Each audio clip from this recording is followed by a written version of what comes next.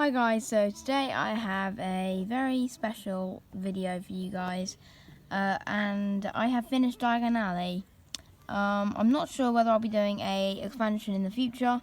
Maybe if there's a Gringotts set that isn't too expensive, I might be able to buy that and add that to my Diagon Alley display.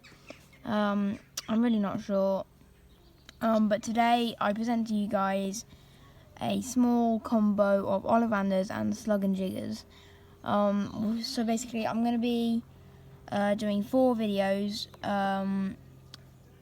all of a base plate with 2 shops on and lots of minifigures. So we're going to do an in-depth look at the exterior, interior and general features of this base plate before we move on to the next in a few days. So we're just going to start the video.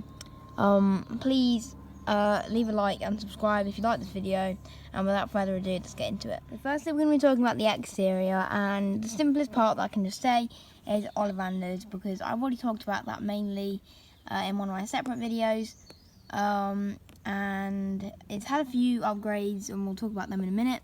But first of all, I'm just going to start talking about the minifigures in this display. Now these minifigures are all Harry Potter, some of them are customs, or I don't know, like, he's kind of a custom, not really.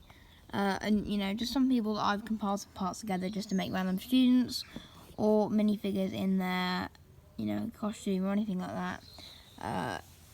You know, reusing heads and hair from other stuff to make more minifigures. But they're all flesh tone and Harry Potter themed, whereas in my other picture on my Instagram, some of them were a yellow skin tone. But because I've got now all the minifigures to put on one base plate instead of all of them to put on 4 for a YouTube video, it'll be easier to, you know, to show this off basically, because Diagon Alley is always very, very busy and bustled and cramped, so I've tried to go up to that look here. You know, I had lots of people's trunks and cauldrons and brooms and ice creams and cages with owls in and staffs and all that kind of stuff. And they're all walking in different directions, and I think it looks pretty nice actually. And I will remove the minifigures hopefully if I remember at the end, talk about them, and that's kind of it for the minifigures. So we're going to get onto the shops now. Before we get onto the shops, I just want to talk about this lamppost. There was 1 or 2 lampposts in each base plate.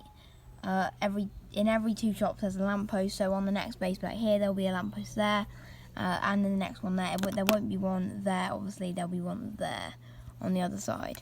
So this lamppost is one of these pieces that came in the in that Ninjago like ship set. I can't even remember what it was, but they were really useful. So I managed to use them for this, and then I just put like I hung out one of these like small lamppost design things out the front. And it kind of looks like a lamppost, that's good. And now we're going to actually move on to the shops.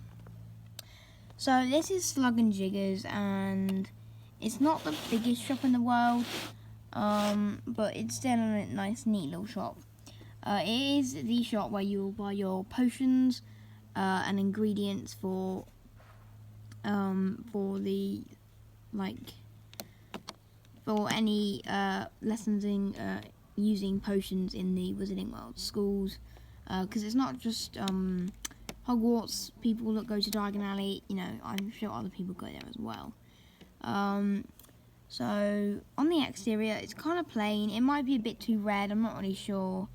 I think yes, okay, I think it is a bit too red, but it uses these old classic windows that I have, and I think they actually fit in really well.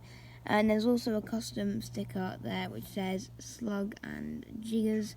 It's not really a custom, it's just I printed, and there's also a sign here with an ingredient / potion on, and that's just a, like, I printed something out and then glued it on. And then also you see here, you see one of the old classic doors, as well as some steps up, and then there's a massive bay window here, has some slopes there as well where you couldn't find the sticker. Now, turning it around, oh yeah, just also this roof design here is very, very simple. It's just lots of slopes and then some flat plates at the top.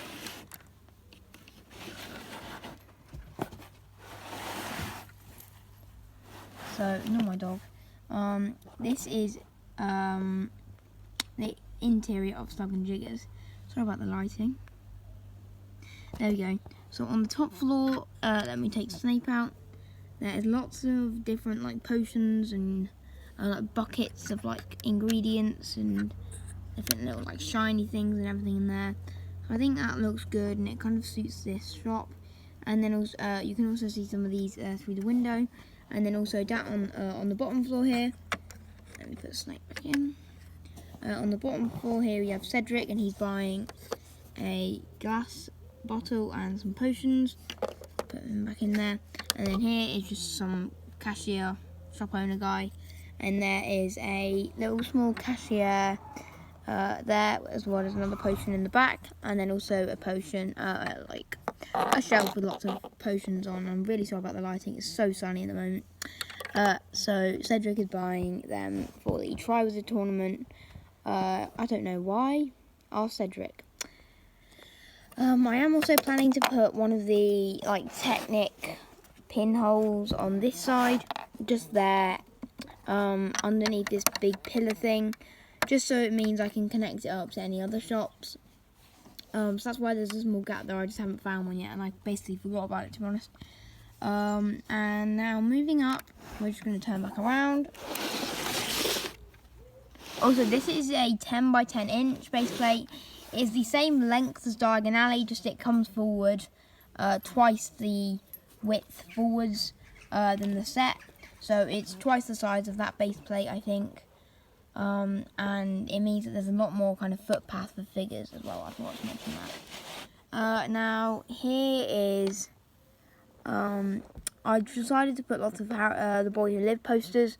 Of course, they're not really the Azkaban, missing / if you find these people, posters. But I didn't have any of them. When I put Will, probably end up printing out some custom sticker for that. But inside that little gap there is a small little archway, and it says Nocturne Alley with an arrow pointing to the right. And then there you see Lucius and Draco walking towards into that entrance. And now we're going to get on to Ollivanders. Now Ollivanders is a medium-sized shop. I think the biggest is the Owl Emporium / pet shop. Oh, and I already did a small kind of look at this in one of my other videos, so we're just going to get right into it. Adjusting to the light. This is one of my favourite shops. I think it is probably my favourite shop. I'm not really sure. I don't know. It just flows really, really well. And there are lots of chimneys on the top. I think they look pretty nice there as well. All different designs in tan, grey and dark grey. Ignore the church bells. And that rooftop design, very, very simple. It's just lots of the minifigure base plates. I put them to use here from the CMF figures, as well as a few extra. And there's also just this. There was also another line there, so I decided to put this little barrier thing, and I think that looks really neat there. And that proves for a good roofing technique. This technique here, I did explain in my other video, but it's just some old windscreens, using a snot technique to hold them up. And then there was also a custom sticker saying Ollivander there, and there's also something there saying makers of fine wands since 332 BC, which I also printed out. And now I think we're going to get onto the interior, because I've already talked about this mainly in my other. Now looking at the inside of this, it's not the most interesting, but it took me a while to get right. So here you have a custom Ollivander. It's very terrible, I know, but I just kind of had to use what I had. And I obviously would have used the nearly headless Nick hairpiece, but sad times, I've lost that minifigure, so I will try and find him again. Actually, I haven't really looked for him in a while, but yeah, that is him, and he's just on that ladder, and I clip him in there. Now there are these two wand boxes, like big wand shells. Let me move Harry with his wand out of the way. There are these two wand boxes, and that's just using a snot technique. These are small plates, and I've just stuck some tiles in there to create the illusion of like wand boxes ready to be pulled out. And then I know they look quite bulky and take a lot of space interior. But I think they look kind of nice, and it's not my favourite. I did make another one and make the other one smaller again. I know I've had many updates on that. But that is that, and there's also some flat plates there to kind of cover up that. And I know the door is like not really meant to be higher than the bay windows, but that's kind of how it turned out.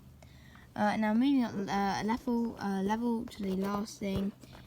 Here we have lots of little one boxes on a table, and they are just lots of different colours of 1x2s to create the effect of lots of one boxes stacked up. And I know that interior isn't the best, but I didn't really know what else to put up there as soon as I didn't have any of these like 1x1 flat plates tiles left. So that is the entirety of this small little mock update.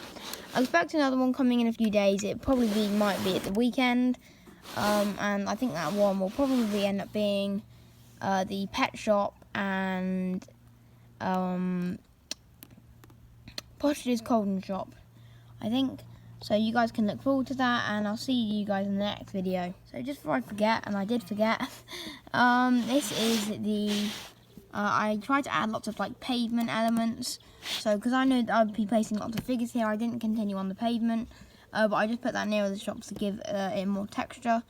And of course I didn't really have enough parts to cover the whole of this half as well. And you can see how bare it looks without any minifigures. I guess this is Diagon Alley in lockdown. But please like and subscribe. Turn on the bell for post notifications.